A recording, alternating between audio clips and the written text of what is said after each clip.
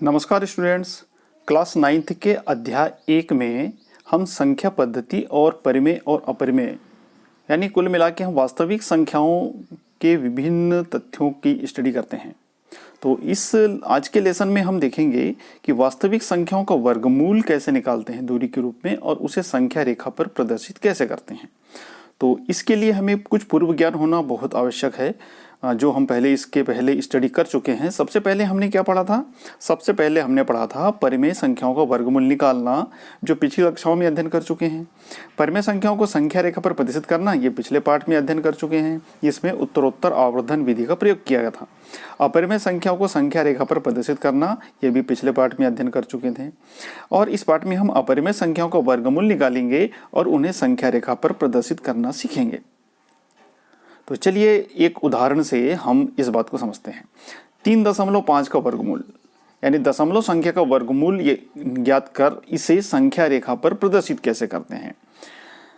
जो दशमलव वाली संख्याएं होती हैं और जो भिन्नात्मक संख्याएं होती हैं उनको संख्या रेखा पर प्रदर्शित करना हमने पहले देखा था, लेकिन हम यहाँ क्या करेंगे, दशमलव वाली संख्याएं जो होती है ना, वास्तविक संख्याएं, उनको संख्या रेखा पर कैसे प्रदर्शित करते हैं। तो हम इसे देखेंगे। तो जो इसे दो भाग में हमें समझना होगा।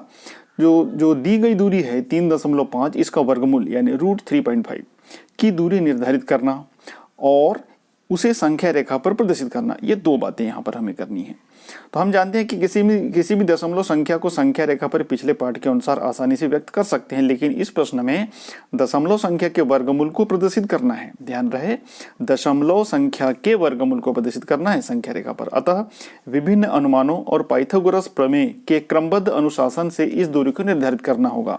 तो हमें कुछ अनुमान भी लगाने होंगे और यहाँ पर पाइथागोरस प्रमेय का प्रयोग भी होगा। तो इन सब के अलावा हमें बहुत सारे यहाँ पर काम करने होते हैं और इस प्रश्न को हल करने के लिए सभी स्टेप्स को व्यवस्थित तरीके से एक के बाद एक हल करना होता है। जैसे हमने यहाँ पर कुछ स्टेप्स लिखे हैं। सबसे पहले क्या करेंगे, सबसे पहले 3.5 लंबाई का एक रेखाखंड खींचेंगे। ठीक है। उसके बाद उक्त लंबाई की एकक लंबाई यानी जितना भी हमने ये 3.5 लंबाई ली थी, चाहे वो सेंटीमीटर में हो चाहे इंच में हो, तो उतनी ही लंबाई का एकक लंबाई का रेखाखंड उसके आगे बढ़ाएंगे। अब जो कुल सम्मिलित रेखाखंड होगा ना, दोनों मिलाकर, इसका मध्य बिंदु निकालेंगे और मध्य बिंदु को केंद्र मानकर उक्त आधी लंबाई का एक अर्धवृत्त बनाकर फिर आगे की प्रक्रिया करेंगे। अब एक साथ हम यहाँ पर बता दें तो भाई थोड़ा करना मुश्किल हो जाएगा ना। तो चलिए एक एक करके हम शुरुआत करते हैं। सबसे पहले हम क्या करेंगे, एक स्केल की आवश्यकता पड़ेगी, स्केल पेंसिल। तो सबसे पहले हम 3.5 लंबाई, जैसे आप स्केल देख रहे हैं 3.5 यहाँ तक करीब आ रहा है। तो ये जो प्रथम रेखाखंड है, ये 3.5 लंबाई का रेखाखंड पहले एक बना लेंगे और उसके बाद इसी का एकक लंबाई, ऊपर की एकक लंबाई, इकाई लंबाई का एक रेखाखंड हमने इसके आगे जोड़ दिया। ये स्केल की मदद से हमने काम कर लिया। तो ये दो स्टेप्स हमारे यहाँ पर हो गए। अब तीसरे स्टेप में हम क्या करेंगे, तो जो कुल लंबाई थी, हमने इसको पॉइंट का नाम दिया। ए से बी तक की कुल लंबाई कितनी है, 3.5, और बी से सी तक की ये एकक लंबाई हमने लिए थे। तो अब कुल रेखाखंड कितना हो गया, ए से लेकर सी तक। अब इसका मध्य बिंदु निकालना है। मध्य बिंदु आया यहाँ पर ओ के रूप में, देख रहे हैं आप। अब प्यारे बच्चों, यहाँ पर एक बहुत बड़ी समस्या है कि आपको किसी रेखाखंड का मध्य बिंदु निकालते आना चाहिए। कितने प्रकार से निकाल सकते हैं आप मध्य बिंदु, ये बहुत जरूरी है। तो मध्य बिंदु निकालने के लिए आप कई तरीके इस्तेमाल कर सकते हैं। सेट स्क्वायर का यूज कर सकते हैं और उसमें भी कई विधियां हैं, आपने पिछली कक्षाओं में पढ़ा होगा। रेखाखंड को समद्विभाजित करने वाली विधि से भी आप कर सकते हैं, समानांतर रेखाएं खींच के भी कर सकते हैं। तो इस तरह कई विधियां होती हैं। तो यहाँ पर ये जानकारी होना बहुत जरूरी है, क्योंकि ये कुल रेखाखंड का मध्य बिंदु निकालना है, बहुत आसान काम नहीं होता ये। अब इसके लिए ठीक है, यदि आपकी जो कुल लंबाई है, यदि आपको ऐसा लगता है कि आप सेंटर में निकाल सकते हैं स्केल की मदद से, तो निकाल लीजिए, अन्यथा आपको दूसरी ज्यामितीय विधि का प्रयोग करना पड़ेगा। तो यहाँ पर हमने जो रेड इंक में लिखा है ना, आप पहले ये भी जानकारी रख लें कि किसी भी रेखाखंड का मध्य बिंदु कैसे निकाला जाता है। तो ये 3 स्टेप्स हमारे यहाँ तक हो गए।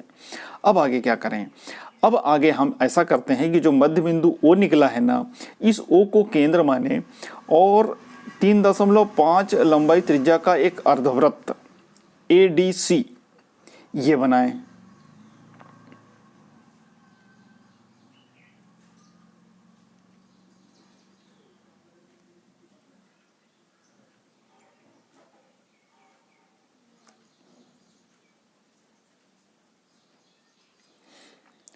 माफ कीजिए, 3.5 लंबाई त्रिज्या का नहीं बनेगा, सॉरी यहाँ पर मैंने गलती से लिख दिया। तो ओ से लेकर ए तक इसको तो प्रकार से ही नापना पड़ेगा। तो इतनी जो कुल इसकी त्रिज्या जो बनेगी ना, यहाँ से ए से ओ तक इतनी लंबाई का एक अर्धवृत्त हम खींचेंगे। तो ये अर्धवृत्त दोनों ओर कहाँ मिलेगा? निश्चित तौर पर ए और सी पर मिलेगा। और इसके बाद ये चौथा स्टेप हो गया हमारा। अब पांचवें स्टेप में हम क्या करें? जो बिंदु बी होगा ना, इसका जो बिंदु बी कहाँ था, ये एक एक लंबाई जो हमने आगे बढ़ाए थे, इस पर हम एक लंब खींचेंगे डी बी।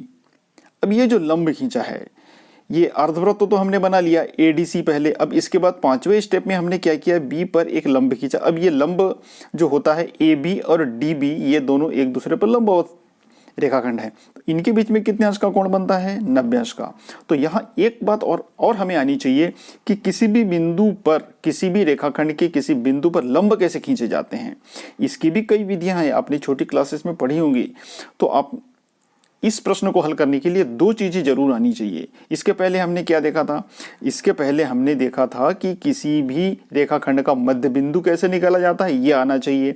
और दूसरा, किसी बिंदु पर लंब कैसे खींचा जाता है, ये भी आना चाहिए। तो इस तरह ये जो हमने लंब खींचा डी बी, ये इस अर्धवृत्त को बिंदु डी पर काटता है। हमने पहले से मान के रख लिया है। तो ये 5 स्टेप्स हम लोग यहाँ तक पहुँच गए। अब आगे देखते हैं। अब आगे हम क्या करें, बिंदु डी को ओ से मिला दिया। ठीक है, ये जो डी था हमने इसको ओ से मिला दिया। तो क्या बन गया, ये एक समकोण त्रिभुज बन गया। कौन सा? O B D. ये एक समकोण त्रिभुज बन गया। अब ये जो समकोण त्रिभुज बना है ना, इसके बाद अब हम कुछ बीजगणितीय काम करेंगे जिसमें पाइथागोरस प्रमेय का उपयोग होगा। तो इस तरह ये जो बी डी लंबवत रेखा है, इसका मान वर्गमूल 3.5 होगा। यहाँ वर्गमूल 3 लिखा है, माफ करना, ये वर्गमूल 3.5 है। अब भाई कंप्यूटर से स्लाइड बनाते समय कुछ मुझसे भी गलतियां हो गई, तो आपको ध्यान रखना है, ये वर्गमूल 3.5 है। तो इसकी जो लंबवत रेखा का मान इतना आया है। तो इस तरह अब हम इसके आगे और बढ़ सकते हैं। तो ये जो बीजगणितीय प्रक्रिया हम कुछ इस तरह करेंगे। ये जो बीजगणितीय प्रक्रिया है, ये पाइथागोरस प्रमेय जो त्रिभुज था ना, उस त्रिभुज में जो OBD त्रिभुज था, समकोण त्रिभुज, उसमें हमने पाइथागोरस प्रमेय का यूज किया। और इस तरह BD का मान निकला √3.5। तो ये बीजगणितीय प्रक्रिया को आप अच्छी तरह देखकर समझने की कोशिश करें। इसको फिर बाद में देखेंगे, लेकिन फिलहाल हम ये देख लेते हैं कि ये जो लंबाई हमने निकाली, ये BD की कुल लंबाई कितनी निकली? वर्गमूल 3.5। अब इसको संख्या रेखा पर कैसे प्रदर्शित करते हैं? तो इसको संख्या रेखा पर प्रदर्शित करने के लिए जो BD लंबाई है, ये कितनी है? वर्गमूल 3.5 है। तो अब इसके बिंदु के बी को केंद्र मानकर BD लंबाई का, अब BD लंबाई ध्यान रहे, BD लंबाई यहां से हमें एक चाप खींचना है जो आगे इस तरफ जाएगा और संख्या रेखा पर ये E पर मिलेगा। कहाँ मिलेगा? E पर। अभी हमने इसके पहले चाप कहां से खींचा था? किस बिंदु से? O को केंद्र मानकर। अब हम किसको केंद्र मानेंगे? B को। तो B को केंद्र मानकर BD लंबाई का चाप हम अब इस तरह खींचेंगे। भाई हमने जो पिक्चर बनाया है इसमें कुछ चीज़ें यहाँ दिखाई नहीं देती होंगी, लेकिन ये चाप कुछ तो दिखाई दे रहा है। तो ये जो बिंदु E है ना, ये बिंदु है वर्गमूल 3.5। तो ये जो √3 आपको दिखाई दे रहा है, असल में ये √3.5 है। ये क्या है? √3.5।